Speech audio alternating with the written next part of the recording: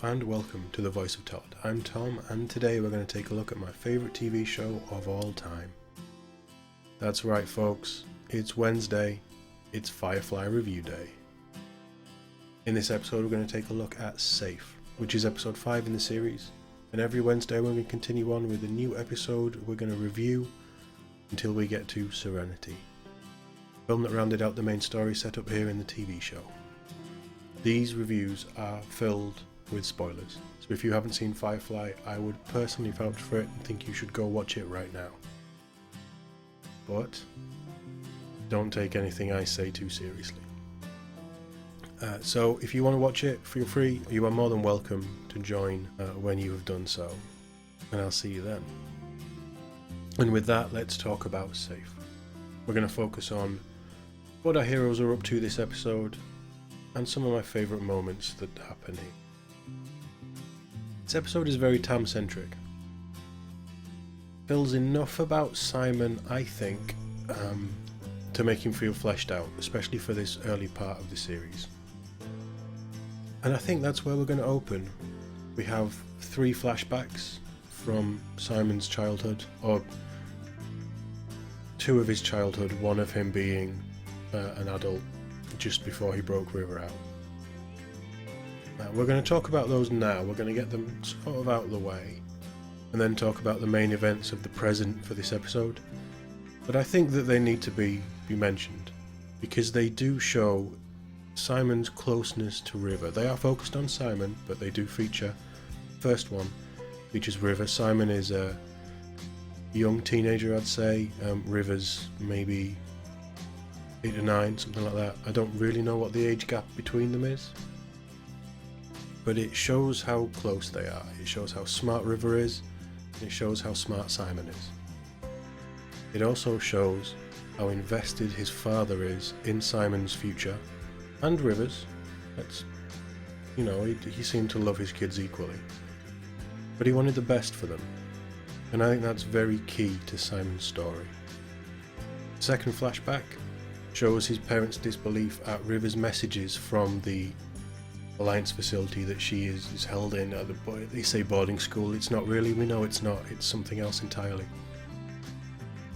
And the third is Papa Tam really telling Simon that he has one choice and one way back into the family, or he will be cut off, and to stop obsessing about River, because in Papa Tam's mind, she's absolutely fine, and the Alliance would never do anything to harm anybody in there. Well, I mean, the Tams are in the higher echelons of society, but the idea of the Alliance harming anybody under their Alliance systems seems quite alien to him. As these happen throughout the episode, they are triggered points. And I think these flashbacks are quite well done. As I say, they fill enough in about Simon. They show the relationship and the progression of him and River as children, to him being worried about River, to him ultimately being exiled from the family by his father, and the way that his family operated and how high society is. We did get a look in that last week, and we can imagine that River and Simon's parents would be attending balls like that and mixing with people of that ilk. So it works really well, and this is a continuation episode from last week. Very loose thread, but there is no real time between. Just the travelling distance to get the cows, which was the cargo, onto the planet and into the hands of the buyers. It works really well. It doesn't break up the flow of the episode, and it does, more importantly, flesh out these characters, and mostly Simon, who we've had very little from outside of the reveal in the first episode that he smuggled his sister out of the Alliance systems, the facility that they had at. And it ties into that very nicely, and as with anything Simon and River, it ties into Serenity. I think that this episode really does set Simon up as very family focused. He has a lot of respect for his father. He obviously wants to be a doctor. He's wanted to be a doctor for a very young age, and he was a very successful doctor. At the time, he abandoned everything for River. There is a point in this show at the start and for pretty much until the end, I would say, that Simon only sees River as someone he can trust. And while she is a mess mentally, she's the only family he has left. She is a drain on his time, she's a real handful, but she's family. He will learn that that isn't really the case when he's on Serenity, even if right now that's how he feels. There isn't really a job either this episode. They're delivering the cargo from last week, so as we focus on Simon and River to get them away from the business deal, as Mal doesn't want River messing things up, they head into the local town, where we get a lovely moment with Inara and Kaylee. Yes, every moment with Inara and Kaylee is lovely. And Kaylee confesses her lust for the good doctor. And then when Simon and River show up, he ends up offending Kaylee because Mal's pissed him off. Kaylee sticks up for Serenity, and she does hold her ground, puts Simon in his place, but Simon does look like a bit of an idiot. And Kaylee and Inara head back to Serenity. Which is where we start to get the diverging of the crew members. We have the Simon and River story, and we have the rest of the crew. And with Simon and River exploring the town, and River finding, it's like a May Fair dance. I don't know if you know what that is, it might just be a British thing. It's like a big country dance under a tent, where people just dance to music, really. It's quite old-fashioned, quite an old thing. But they find that, and River straight away jumps into the music and starts dancing. She's interacting with everyone. It's almost like she doesn't have a care in the world. With the rest of the crew, Buck is helping Mal and Jane with the cattle and the business deal. The buyers seem very jumpy. And then the law show up. And a shootout ensues. Not that our heroes are at fault, or the focus of, but the shootout is wonderfully interwoven with River dancing and the music, and then jumping back to the shootout. It gives it a very rhythmic, sort of almost low stakes feel. It's very well done. I like how they work the two together, and it is very light-hearted. It's quite jovial. As we know with the shootouts here, we don't really expect anybody to get hurt. But when we focus on River, totally lost in the joy of the music and the dance and the people, it suddenly changes as she feels something. And then we cut back to the rest of the crew, and Buck has taken a stray bullet to the chest, pretty close to his heart, and it's pretty bad. River, she doesn't really freak out, but she stops. She feels the pain. There's some kind of connection with her and Buck at this point, that she can tell that something is wrong.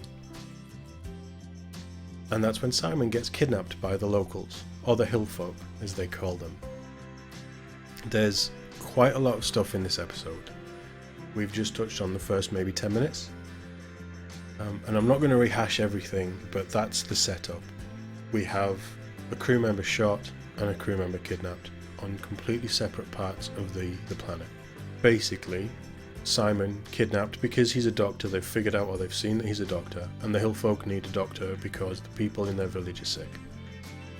River follows Simon, thinking it's a game of hide and seek, and they end up making camp with the hill folk. They already have a place of residence for Simon to live and to work. And Mal goes into panic mode when he sees Buck, gets him on Serenity, and they fly off. Something struck me at a point in this episode, and I can't really shake it, and I've never thought of it before, but it seems so glaringly obvious now. But is Buck, who is a shepherd, he's a religious man, is he Mal's guardian angel? He always seems to be there with advice or help when Mal's either in trouble or Mal needs support. Buck's the one who has his back. And while Mal has no love for religion, he always listens to him. They have that connection. It's very quick that they form this relationship. I don't know, I'm amazed I've never seen it before. I mean, it's something to think of, and the idea is just sticking in my head. And I think that's why Buck is such a strong character when it comes to Mal and his progression through the show and the film. Because he sees the best in the captain. More than anybody else, more than the people who know him the best and are closest to him. And I think that it's these little things that I'm looking at it from a different perspective to do these reviews. And it's things I've missed, but they stick out so obviously when you see them. So I thought I'd mention that. But Simon he's in this village. He's treating the locals with minor things. And River really settles down too. The chaos of everything it's like she's found a moment of peace with Simon. While he's reluctantly treating the folk, but he's treating them and he's seeing the good that he can do elsewhere. It's clear through this way, again, that Simon and River have a very strong relationship and a great chemistry between the actors as well. This is some of the most powerful scenes in the episode. It might even be in the whole show. But Simon and River, whenever they're on screen, you can see the bond, you can see the care. As with most of the crew, or all of the crew really in Serenity, the actors are all incredible. But Sean and Summer are just fantastic. Absolutely amazing job. Really sold me on the connection. Back on board Serenity, Buck's been stabilised by Zoe, and after Inara tells him to stop being an idiot, Mal heads to the Alliance for help. It's like him eating humble pie. The Alliance board them when they show up and decide that they're not going to help. They don't need to help, they're not a medical vessel. Luckily Buck is lucid enough to present his ident card. And all of a sudden, the captain of the Alliance vessel is more than happy to help. And Buck's rushed into surgery. This is a nod to the backstory that we never saw in the show. If you want to know more and you don't, check out Buck's comic. It's incredible. It tells you so much more about the person and his journey. I am actually, after I've watched this and watched Serenity, I'm going to go through the comics again. I'm not going to review them, but there's a lot in there, and as I say, I'm picking up more because I'm looking at it differently and from a different perspective.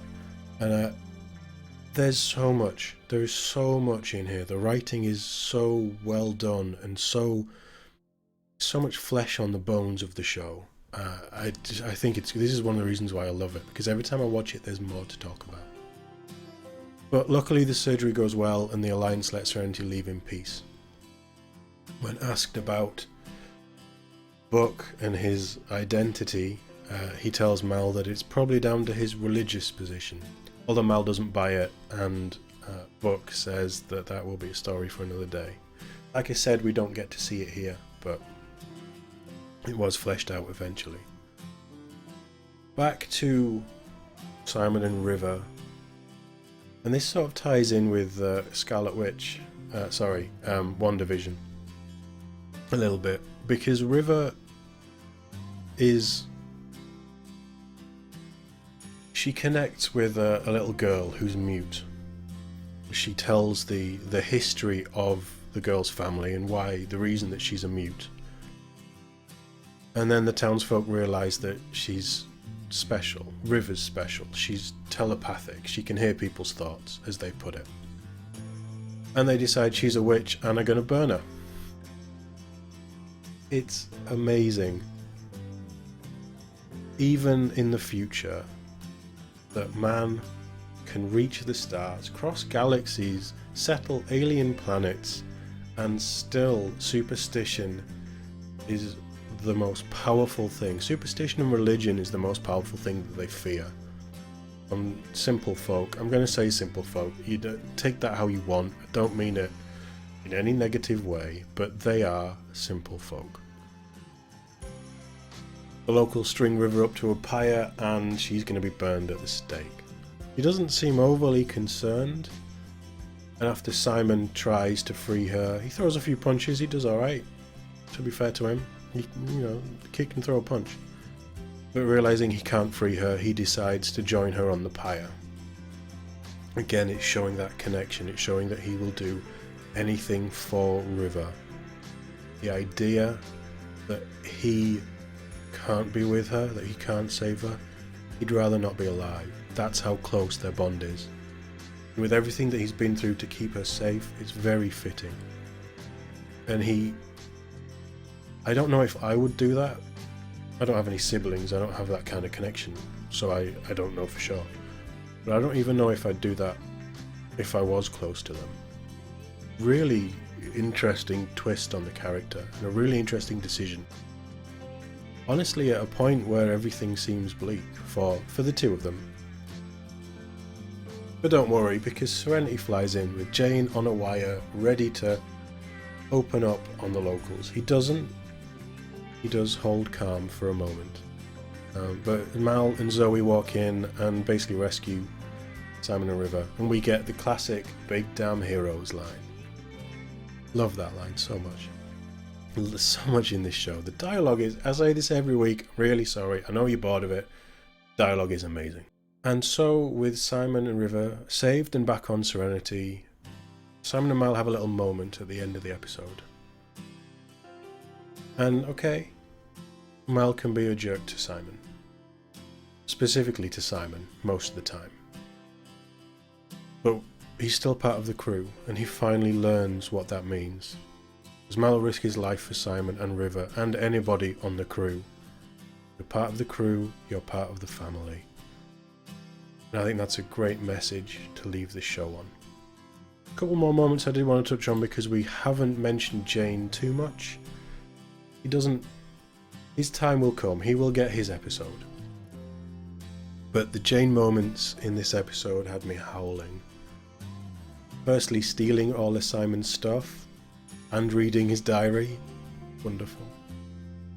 And then returning Simon's stuff and nearly getting caught by Simon. Just great. Jane is so well done. He's such an idiot, but he's so lovable. He's great.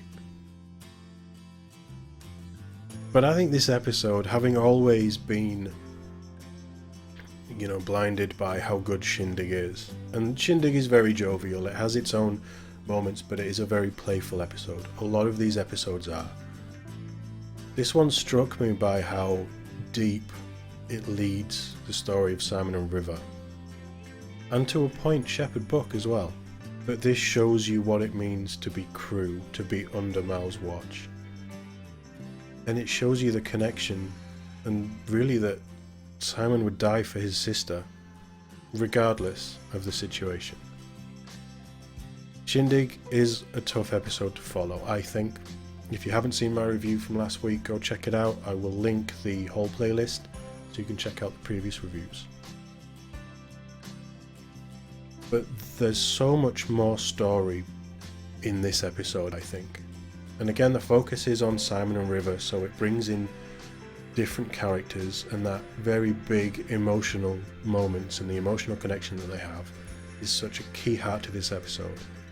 Is such a key point in this episode, and it really acts as the heart of this story this week.